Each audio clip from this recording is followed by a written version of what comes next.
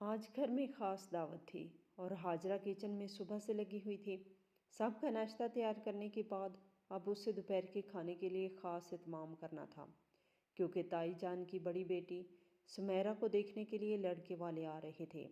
اس نے سوچا کہ ناشتہ تو سب کو بنا کے دے دیا ہے، اب تھوڑا سا آرام کر لیا جائے تاکہ دوپہر کے کھانے کے لیے ہمت جمع کر سکے۔ اس کی طبیعت بھی آج کچھ خاص ٹھیک نہیں تھی، لیکن اسے کام ہر حال میں کرنا تھا، کیونکہ وہ اپنے باپ کے گھر میں نہیں تھی، وہ اپنے تایا تائی کے گھر میں تھی۔ یہ آرام، یہ لاڈ پیار سب لڑکیوں کو باپ کے گھر میں ہی مل سکتے ہیں۔ اس کے علاوہ دنیا کا ہر رشتہ اس کی نظر میں کھوکھلا تھا۔ آج اگر اس کے والدین زندہ ہوتے تو وہ اس حال میں نہ ہوتے، بلکہ اس وقت بھی سو رہی ہوتی اور اس کی ماں اس کے نخرے اٹھا رہی ہوتی، اس کے لیے ناشتہ بنا کر رکھ دیتی۔ وہ بہت چھوٹی سی تھی جب اس کے والدین بس حادثے میں انتقال کر گئے تھے۔ تب سے لے کر وہ تایا تائی کے ساتھ رہ رہی تھی۔ کوئی دن ایسا نہیں آیا ہوگا جب اس نے خیالوں میں اپنے والدین کے ساتھ زندگی تصور نہ کی ہوگی۔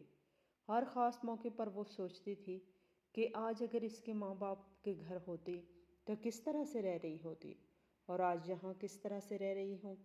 آج بھی گھر میں خاص موقع تھا اور اسے یہی خیالات آ رہے تھے کہ آج تائی جان کی بیٹی کے رشتے کی بجائے اس کا رشتہ آ رہا ہوتا۔ اس کے والدین اس دعوت کی تیاری کر رہے ہوتے، لیکن وہ تو اتنے سالوں سے دوسروں کی خدمت پر مأمور تھی۔ کچن میں کھڑے ہو کر اس کی کمر تختہ ہو گئی تھی۔ وہ تھوڑا سا لیٹ گئی تو تائی جان کی آواز سنائی دی، حاجرہ تم پھر جا کر لیٹ گئی ہو، 11:30 بج رہے ہیں اور 2 بجے دعوت ہے، کھانا کب تیار ہوگا؟ مہمان تو وقت سے پہلے آ جاتے ہیں، اگر وقت پر کھانا تیار نہیں ہوا تو کتنی شرمندگی اٹھانا پڑے گی مجھے مہمانوں کے سامنے، کیونکہ 3 بجے گیس کی لوڈ شیڈنگ شروع ہو جاتی ہے۔ تم تو بس مجھے ذلیل و خوار کروا کے رہو گی مہمانوں کے سامنے۔ چلو اٹھو، کچن میں جاؤ اور کھانا بنانا شروع کرو، میں تمہیں لسٹ بتا دیتی ہوں۔ اور پھر تائی جان کی جو لسٹ تھی وہ اتنی لمبی تھی کہ وہ سوچ میں پڑ گئی کہ 2.5 گھنٹے میں اتنا سب کچھ وہ کیسے تیار کرے گی، لیکن کرنا تو تھا۔ تائی جان میں کھانا تو بنا دوں گی، بس اتنی مہربانی مجھ پر کر دیں کہ باہر سے نان منگوا لیں، آج میری کمر میں بہت درد ہو رہا ہے۔ حاجرہ نے ہمت کر کے معصوم سی شکل بنا کر نفیسہ بیگم سے کہا تو نفیسہ بیگم سوچ میں پڑ گئی۔ انہوں نے ایک نظر حاجرہ کے وجود پر ڈالی۔ وہ بہت ہی پیاری سی لڑکی تھی، نازک سی، ایسا لگتا تھا کہ ہاتھ لگاؤ تو ٹوٹ جائے گی، لیکن یہ اسی نازک سی لڑکی کی ہمت تھی کہ وہ دن سے لے کر رات تک کچن میں گھسی ہوتی تھی اور اس نے سارا گھر سنبھالا ہوا تھا۔ اچھا چلو ٹھیک ہے، میں باہر سے نان منگوا لوں گی، تم روٹیاں مت پکانا، بس 2-3 سالن چڑھا دو، بریانی بھی بنانا، رائتہ بھی بنانا، اور میں نان نہیں کھاتی ہوں، تمہیں تو پتہ ہی ہے نا، میرے لیے 2 روٹیاں بنا دینا۔ نفیسہ بیگم نے کہا تو وہ خوش ہو گئی کہ کم از کم روٹیاں تو نہیں پکانی پڑیں گی۔ اب اسے تھوڑا سا بوجھ ہلکا محسوس ہو رہا تھا، کیونکہ سارا بوجھ روٹیوں کا تھا۔ سالن بناتے ہوئے تو اسے مزہ آتا تھا۔ سنو، ایسا کرو، درد والی گولی کھا لو، پھر کچن میں چلی جاؤ، ورنہ درد بڑھ جائے گا۔ سمیرا تمہاری مدد کر دیتی، لیکن تمہیں تو پتہ ہے نا، سمیرا کے رشتے والے آ رہے ہیں، اس کا چہرہ خراب ہو جائے گا، اس نے میک اپ بھی کرنا ہے، آگ کے سامنے کھڑی نہیں ہو سکتی، اور میں بھی مہمانوں کی اوبھگت میں لگی رہوں گی، اس لیے تمہاری آج کوئی مدد نہیں کر سکتی ہوں۔ جو کچھ کرنا ہے تم نے خود ہی کرنا ہے، اس لیے پہلے درد والی گولی کھا لو۔ نفیسہ بیگم نے اس پر ترس کھاتے ہوئے کہا تو اس نے سوچا کہ وہ صحیح کہہ رہی ہیں۔ اس نے دراز سے درد کی گولی نکالی اور ایک دم سے کھا لی۔ نفیسہ بیگم کافی سخت مزاج عورت تھی، لیکن کبھی کبھار اسے حاجرہ پر ترس بھی آ جایا کرتا تھا۔ نفیسہ کی دونوں بیٹیاں حاجرہ سے اتنی نفرت کرتی تھیں کہ اسے اپنے ارد گرد بھی برداشت نہیں کر سکتی تھی، اور وہی بار بار آ کر نفیسہ بیگم کے کان بھر جاتی حاجرہ کے خلاف، تو نفیسہ بیگم کو بھی حاجرہ پر غصہ آ جاتا۔ हाजरा किचन में चली आई। इसने जल्दी जल्दी काम शुरू किया। थोड़ी देर बाद मेहमान भी आ गए। 1:45 तक इसका सारा खाना तैयार था। नफीसा बेगम ने किचन में आकर खाने का जायज़ा लिया तो खुशबू ने इनका इस्तकबाल किया। एक एक पतीली से ढक्कन उतार कर उन्होंने खाने को देखा तो मुतमिन हो गई। बलाशुबा हाजरा बहुत अच्छा खाना बनाती थी और आज तो वाकई में लग रहा था कि इसने मेहनत की है। नफीसा बेगम ने एक नज़र हाजरा के वजूद पर डाली। वो पसीने में शराबूर हो चुकी थी और दुपट्टे से अपना पसीना साफ कर रही थी। इस आम से हुलिये में भी वो इस कदर हसीन लग रही थी कि हाजरा बेगम को थोड़ी सी परेशानी हो गई। सुनो हाजरा, ऐसा करना तुम मेहमानों के सामने मत आना, नफीसा बेगम ने कहा तो हाजरा सोच में पड़ गई। वो समझने लगी कि इसका हुलिया नौकरानियों जैसा है, इसलिए शायद ताई जान इसे मेहमानों के सामने आने से मना कर रही है। ताई जान, अगर आपको मेरे हुलिये से मसला है तो मैं नहाकर फ्रेश हो जाती हूँ। आखिर मेहमानों को खाना भी तो मैंने ही सर्व करना है। स्मेरा तो नहीं आएगी ना खाना उठाने के लिए, हाजरा ने आराम से कहा। कि नफीसा बेगम थोड़ी देर खामोश रही, फिर कहने लगी कि नहीं, ऐसी बात नहीं, असल में तुम बहुत प्यारी हो। मुझे ये डर है कि लड़के वाले स्मेरा की जगह कहीं तुम्हें ही पसंद करके न चले जाएं। ऐसा अक्सर हो जाता है कि लड़के वाले आते हैं और किसी और लड़की को घर में पसंद करके चले जाते हैं। अगर ऐसा हो गया तो स्मेरा का कितना दिल टूट जाएगा। नफीसा बेगम ने साफ गोई से कहा तो हाजरा के चेहरे पर मुस्कुराहट आ गई। अरे ताई जान, आप फिक्र क्यों करती हैं? स्मेरा तो खुद बहुत प्यारी है। ऐसा तो हो ही नहीं सकता कि इसको छोड़कर कोई मुझे पसंद कर जाए। आप भला वजह परेशान हो रहे हैं। हर कोई अपने नसीब का जीता है। हाजरा ने नफीसा बेगम को कायल करने की कोशिश की तो वो कायल हो गई। कह तो तुम ठीक रही हो, चलो आ जाना मेहमानों के सामने, लेकिन फ्रेश होकर मत आना, इसी हुलिये में आना ताकि थोड़ी कम प्यारी लगो। हाजरा को नफीसा बेगम की बात समझ में आ गई थी। वो चाहती थी कि मेहमान हाजरा को नौकरानी समझे, इसीलिए इसे इसी हुलिये में आने का बोल रही थी। खैर जो भी था, इसे नफीसा की बात माननी थी। हाजरा जब कमरे में आई तो इसे बहुत गर्मी लग रही थी। वो पसीने से शराबूर हो चुकी थी। इसने सोचा कि नहा लिया जाए, क्या फ़र्क पड़ता है। इसने पुराना सूट निकाला और नहाने चली गई। कुछ देर बाद वो फ्रेश होकर बाहर निकली तो इसे अच्छा महसूस हो रहा था। इसने सोचा कि चलो नहा तो लिया लेकिन सूट तो पुराना है ना। ऐसा कहकर इसने अपने आप को तसल्ली दी। सोचा कि नफीसा बेगम नाराज़ नहीं होंगी। थोड़ी देर बाद वो ड्राइंग रूम में आई और खाना लगाने लगी। मेहमानों ने इसकी तरफ देख कर नफीसा बेगम से पूछा, ये कौन है? तो नफीसा ने एक नज़र हाजरा के वजूद पर डाली, जो कि पुराने सूट में भी प्यारी लग रही थी। ये मेरे देवर की बेटी है, यतीम है, बचपन से लेकर मेरे घर में ही रह रही है, नफीसा ने साफ कोई का मुजाहरा करते हुए कहा। इसे हाजरा की बात याद आई कि हर कोई अपना नसीब का जीता है। माशाल्लाह, बहुत प्यारी बच्ची है, लड़के की माँ ने मुस्कुराते हुए कहा। लड़का भी हाजरा की तरफ देखने लगा। थोड़ी देर बाद सब ने खाना शुरू कर दिया। खाना ख़त्म करते हुए जब हाजरा बर्तन उठाने के लिए आई तो लड़के की माँ ने कहा कि बेटा, ये सारा खाना तुमने बनाया है? तो हाजरा के मुंह से एकदम निकल गया कि जी, ये खाना मैंने बनाया है।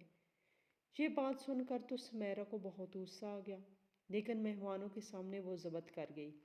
नफीसा बेगम को भी हाजरा की ये बात कुछ अच्छी न लगी थी, लेकिन वो भी मेहमानों के सामने खामोश हो गई।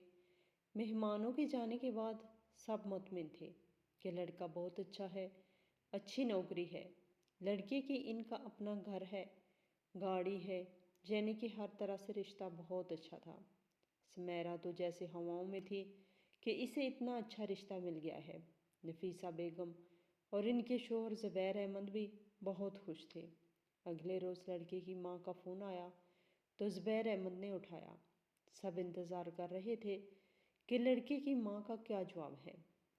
फ़ोन रखने के बाद ज़ुबैर अहमद काफ़ी देर खामोश रहे। तो नफीसा बेगम ने पूछा कि आखिर क्या बात है, आप खामोश क्यों हैं? لڑکے کی ماں نے کیا جواب دیا؟ یہاں سے تو بہت خوش اور مطمئن ہو کر گئے تھے وہ لوگ۔ نفیسہ بیگم کو تھوڑی سی پریشانی ہوئی۔ اتنے میں حاجرہ شام کی چائے لے کر آ گئی اور ٹیبل پہ رکھنے لگی۔ سمیرہ بھی وہیں پر موجود تھی، لیکن زبیر احمد کی خاموشی سب کو کھٹک رہی تھی۔ لڑکے کی ماں کا فون تھا کہ انہیں ثانیہ کی جگہ حاجرہ پسند آ گئی ہے۔ لڑکے کی ماں کو حاجرہ کا بنایا ہوا کھانا اور اس کا سگڑ پن پسند آیا ہے، اور لڑکے کو حاجرہ کی خوبصورتی پسند آ گئی ہے، اور وہ سمیرہ کی بجائے حاجرہ کا ہاتھ مانگ رہے ہیں۔ زبیر احمد نے اپنی خاموشی کو توڑتے ہوئے کہا، تو وہاں سب کو تو جیسے سانپ سونگھ گیا تھا۔ زبیر احمد یہ خبر سناتے ہوئے گھر سے باہر نکل گئے۔ بس امی، کہا تھا نا میں نے، یہ چڑیل میری خوشیوں کو کھا جائے گی۔ اتنا اچھا رشتہ تھا، اس کو کیا ضرورت تھی منہ دھو کے ان کے سامنے آنے کی اور اپنا سگڑاپا دکھانے کی؟ اور جب انہوں نے پوچھا کہ یہ کھانا تم نے بنایا ہے تو منہ پھاڑ کر اس نے کہہ دیا کہ ہاں میں نے بنایا ہے۔ کیا ضرورت تھی اسے یہ سب بتانے کی؟ اس نے یہ ساری چال چلی ہے کیونکہ لڑکا اچھا تھا، اس لیے اس کی چالاکی سے کام لیا تاکہ لڑکے کی اور اس کی ماں کو امپریس کر سکے۔ سمیرہ نے رونا شروع کر دیا۔ سمیرہ کی چھوٹی بہن ہانیہ بھی میدان میں آ گئی اور اپنی ماں سے کہنے لگی کہ امی، یہ حاجرہ تو کبھی بھی ہمارا رشتہ نہیں ہونے دے گی، ہر رشتے میں یہ بیچ میں آ جاتی ہے۔ نفیسہ بیگم کو حاجرہ سے کوئی خاص نفرت نہیں تھی، لیکن اپنی بیٹیوں کو روتا ہوا دیکھ کر ان کا کلیجہ پھٹ رہا تھا۔ اتنا اچھا رشتہ ان کے ہاتھ سے چلا گیا تھا صرف اور صرف حاجرہ کی وجہ سے۔ اس بار ان کو بھی غصہ آ گیا۔ حاجرہ، میں نے تم سے کہا تھا نا کہ مہمانوں کے سامنے نہ آنا، لیکن تم نے میری بات نہیں مانی۔ پھر میں نے تمہیں کہا کہ جس حلیے میں ہو اسی حلیے میں آ جاؤ، لیکن تم نے میری وہ بات بھی نہیں مانی اور نہا دھو کے مہمانوں کے سامنے آ گئی، اور اوپر سے جب لڑکے کی ماں نے کھانے کا پوچھا تو تم نے بولا کہ کھانا تم نے بنایا ہے۔ میں تم پر شک نہیں کرنا چاہتی، لیکن اب تم میری نظروں میں مشکوک ہو گئی ہو۔ مجھے بھی یہی لگ رہا ہے کہ تم نے یہ رشتہ ہتھیانے کے لیے یہ سب کیا ہے۔ میں نے رحم کھا کر نان باہر سے منگوائے تاکہ تمہیں روٹیاں نہ پکانی پڑیں۔ میں تمہارے ساتھ پورے انصاف والا معاملہ کرنا چاہتی ہوں ہمیشہ سے، لیکن تم ہمیشہ سے میری اور میری بیٹیوں کی پیٹھ پر چھرا گھومتی آئی ہو، اور آج جو تم نے کیا ہے اس کی تو کوئی حد ہی نہیں ہے۔ میری بیٹیاں ٹھیک کہتی ہیں، تم کبھی بھی ان کا رشتہ نہیں ہونے دے سکتی ہو۔ حاجرہ بیگم نے بھی خوب ساری باتیں حاجرہ کو سنائی تو وہ کمرے میں جا کر رونے لگی اور روتے روتے سو گئی۔ اس نے سوچا کہ جلد از جلد اسے اس گھر سے نکل جانا چاہیے، ورنہ یہ سب ایسے ہی چلتا رہے گا۔ وہ روتے ہوئے خدا سے کہنے لگی کہ ہے میرے خدا، تو جانتا ہے کہ میری ایسی کوئی نیت نہیں تھی۔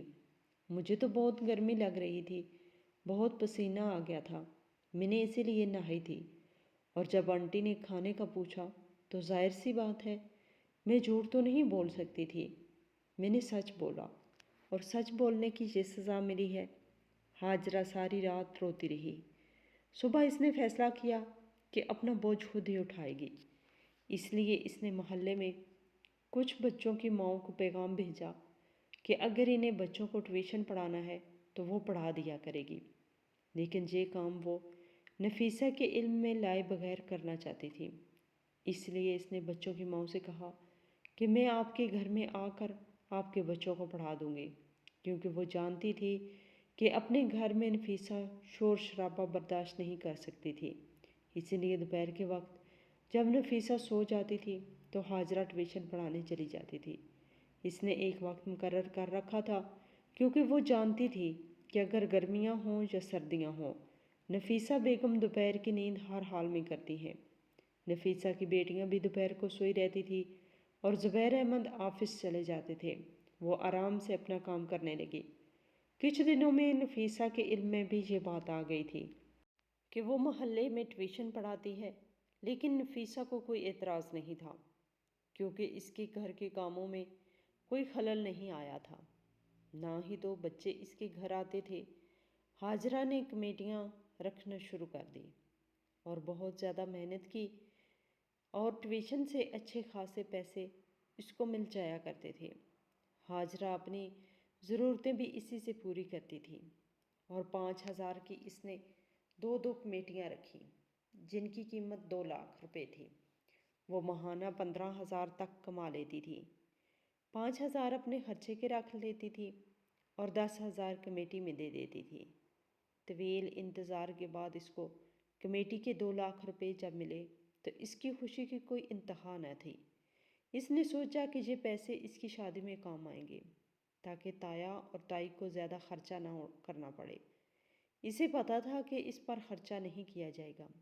حاجرہ روز الماری کھولتی 2 لاکھ روپے دیکھتی اور خوش ہوتی تھی۔ یہ اس کی محنت کے پیسے ہیں۔ ایک صبح اس کی آنکھ عجیب سے شور کے ساتھ کھلی۔ وہ باہر آئی، دیکھا کہ نفیسہ بیگم پریشانی میں رو رہی ہے اور اس کی بیٹیاں اسے تسلی دے رہی ہیں۔ زبیر احمد بھی پریشان بیٹھے تھے۔ کیا ہوا تائی جان؟ آپ کیوں رو رہی ہیں؟ حاجرہ نے سوال کیا تو نفیسہ نے بتایا کہ ان کی الماری سے 2 لاکھ روپے غائب ہیں۔ 2 لاکھ روپے کا سن کر تو حاجرہ تھوڑی سی پریشان ہو گئی تھی۔ ایسا کیسے ہو سکتا ہے؟ آپ دوبارہ سے تلاش کریں، ہو سکتا ہے جہاں کہیں ہو مل جائیں گے۔ حاجرہ نے کہا، میں نے اور امی نے بہت تلاش کیا لیکن نہیں ملے۔ صبح سے پورا گھر کھنگال ڈالا لیکن پیسے نہیں ملے۔ تم نے تو صبح سویرے اٹھنے کی زحمت ہی نہیں کی آج۔ ناشتہ بھی میں نے سب کو بنا کر دیا، سمیرہ نے جتاتے ہوئے کہا۔ ہاں مجھے تھوڑا سا بخار تھا، میں سو گئی تھی، میری آنکھ نہیں کھل سکی، دوائی کے زیر اثر تھی۔ حاجرہ نے اپنی صفائی پیش کی۔ سمیرہ کو ابھی تک رشتے والی بات نہیں بھولی تھی۔ ابھی ہم نے پورے گھر کی تلاشی تو لے لی ہے لیکن حاجرہ کے کمرے کی تلاشی نہیں لی۔ ثانیہ نے یاد دلایا تو نفیسہ پریشان ہو گئی۔ زبیر احمد نے بھی حیرت سے بیٹی کو دیکھا۔ یہ تم کیسی باتیں کر رہی ہو؟ کیا میں چور ہوں جو تم میری تلاشی لوگی؟ حاجرہ نے کہا، جب ہم سارے گھر کی تلاشی لے سکتے ہیں تو پھر تمہارے کمرے کی تلاشی لینے میں کیا حرج ہے؟ ویسے بھی رشتے والی بات سے تمہاری نیت تو واضح ہو گئی ہے کہ تم ہماری کوئی خاص خیر خواہ نہیں ہو۔ گھر میں کوئی ملازم بھی نہیں ہے جس پر شک کیا جائے۔ سمیرہ نے کہا، گھر میں کوئی ملازم نہیں ہے اس کا مطلب یہ نہیں کہ آپ لوگ مجھ پر چوری کا الزام لگائیں۔ حاجرہ کو بھی غصہ آ گیا تھا۔ تلاشی تو میں ہر حال میں لے کے رہوں گی تمہارے کمرے کی۔ مجھے تم پر بالکل بھی اب بھروسہ نہیں رہا ہے۔ جب تم میرا رشتہ رکوا سکتی ہو تو کچھ بھی کر سکتی ہو، سمیرہ نے کہا تو نفیسہ بیگم نے اسے ٹوکا۔ رہنے دو سمیرہ، ایسی کوئی بات نہیں ہے، یہ چوری نہیں کر سکتی۔ لگتا ہے کوئی باہر سے آیا تھا، اسی نے چوری کی ہے۔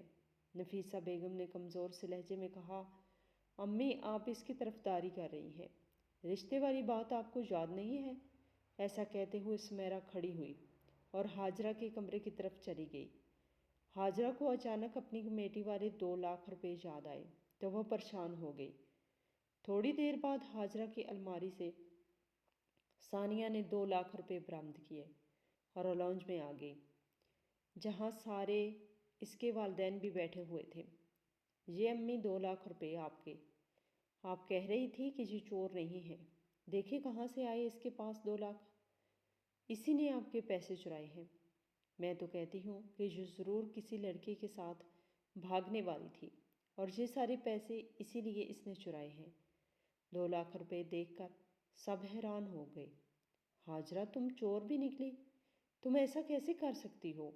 میں تمہاری طرفداری کر رہی تھی، مجھے لگا کہ تم معصوم ہو، تم اتنی گری ہوئی حرکت نہیں کر سکتی ہو۔ لیکن سمیرہ سچ کہتی ہے، تم ہماری خیر خواہ نہیں ہو۔ یقیناً ثانیہ کی بات صحیح ہے، تمہارا اس گھر سے بھاگنے کا ارادہ ہے، اسی لیے تم نے اتنی بڑی رقم چوری کی ہے۔ نفیسہ بیگم کو اب حقیقی معنوں میں غصہ آ گیا تھا۔ تائی جان ایسی کوئی بات نہیں ہے، میں نے آپ کے پیسے نہیں چرائے، یہ میرے اپنے پیسے ہیں جو میں نے ٹیوشن سے کمائے ہیں، کمیٹیاں رکھی ہیں۔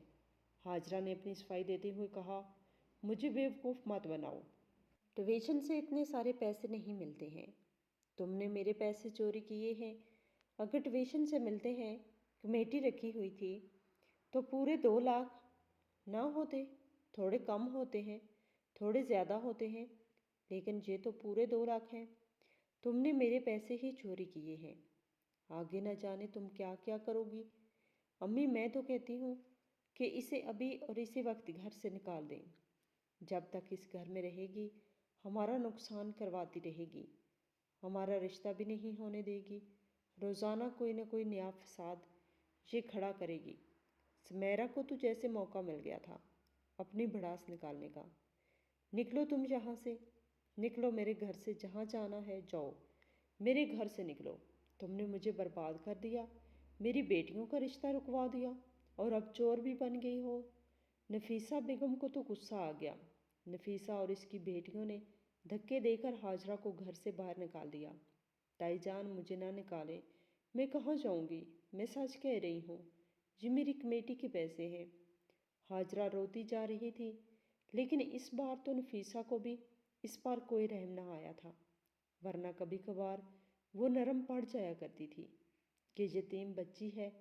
लेकिन आज वो पैसे चोरी करके नफीसा की नज़रों में गिर गई थी। मैंने हमेशा तुम पर तरस खाया है, लेकिन अब मुझे तुम पर कोई रहम नहीं आ रहा। ये आखिरी हरकत थी जो तुमने की है इस घर में चोरी करके। निकलो अब यहाँ से। शोर काफ़ी बुलंद हो चुका था, मोहल्ले वाले इकट्ठे होना शुरू हो गए थे। सब ने देखा कि हाजरा को जलीलो ख्वार करके इस घर से निकाला जा रहा है और वजह चोरी बताई जा रही है। वहीं से एक मोहल्लेदार औरत हाजरा को अपने घर ले गई। बेटा, मैं जानती हूँ तुमने कोई चोरी नहीं की है, तुम बहुत अच्छी लड़की हो, ज़रूर इनको कोई गलत फहमी हुई होगी, तुम मेरे घर रह सकती हो। लेकिन मेरे घर में भी जवान बेटे हैं। मैं ऐसा करती हूँ कि तुम्हें दारुल अमान छोड़ आती हूँ, वहाँ पर तुम महफूज रहोगी। बहुत सारी यतीम लड़कियाँ वहाँ पर रहती हैं। इस औरत ने कहा तो हाजरा राज़ी हो गई। वाकई वो लड़कों से भरे हुए घर में नहीं रह सकती थी। वो दारुल अमान चली आई। यहाँ की हालत बहुत बदतर थी, बदबूदार जगह थी। फिर हाजरा से सारा दिन काम करवाते थे। यहाँ भी इसको सुकून नहीं था।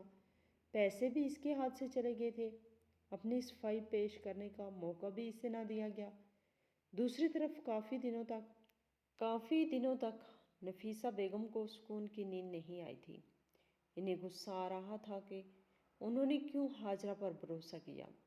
वो हाजरा को मासूम समझती थी, लेकिन आज इन्हें अंदाज़ा हो रहा था कि वो मासूम नहीं थी। वो 2 लाख रुपए नफीसा ने किसी महफूज जगह पर रख दिए थे ताकि दोबारा चोरी न हो सके। दूसरी तरफ एक हफ्ते में ही हाजरा की हालत गैर हो गई थी। दारुल अमान में इसके साथ अच्छा सलूक नहीं हो रहा था। इससे बहुत ज़्यादा काम करवाया जाता था। इतना काम तो इसे ताई के घर में भी नहीं था जितना यहाँ पर करना पड़ रहा था, सिर्फ एक छत और 2 वक्त की रोटी के लिए।